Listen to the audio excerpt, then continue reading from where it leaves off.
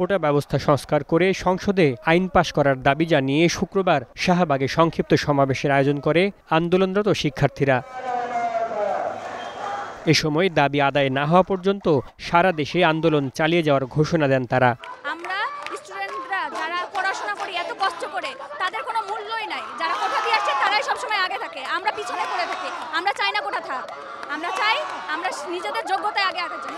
এটাই আমাদের দাবি, মানতে হবে। যতদিন আমাদের বিজিএটা না মানবে ততদিন চলতে হবে। যদি বলবে এখন মেনে নিচ্ছে, এখন আমরা রাস্তা ছেড়ে দেবো, এখনই আমাদের আন্দোলন বন্ধ। যতদিন পর্যন্ত মানবে না, আমাদের দাবি একটাই, কোটা বাতিল।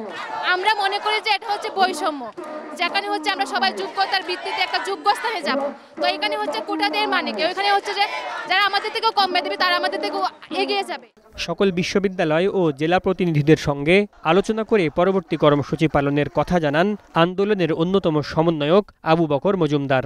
সরকারকে আহ্বান করছি, আমাদের যে সহজ সরল এক দফা দাবি বৈষম্য নিরসনে, সকল গ্রেডে বৈষম্য নিরসনে সংসদে আইন পাশ করার মাধ্যমে কোটাকে ন্যূনতম পর্যায়ে নিয়ে আসার সেই আহ্বান যেন সরকার আমলে নেয়।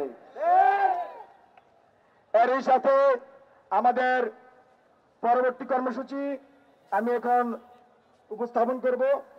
আগামীকাল আমাদের সকল বিশ্ববিদ্যালয় ও জেলায় জেলায় অনলাইন অফলাইন প্রতিনিধি বৈঠক হবে এবং বিকাল 6টায় আমরা আমাদের পরবর্তী কঠোর কর্মসূচি নিয়ে একটি প্রেস ব্রিফিং করব।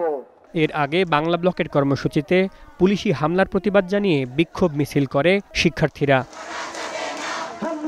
মিছিলটি ঢাকা বিশ্ববিদ্যালয়ের কেন্দ্রীয় গ্রন্থাগার থেকে শুরু হয়ে শাহবাগ মোড়ে গিয়ে শেষ হয়। Rafiq Mahmud, news time, Dhaka.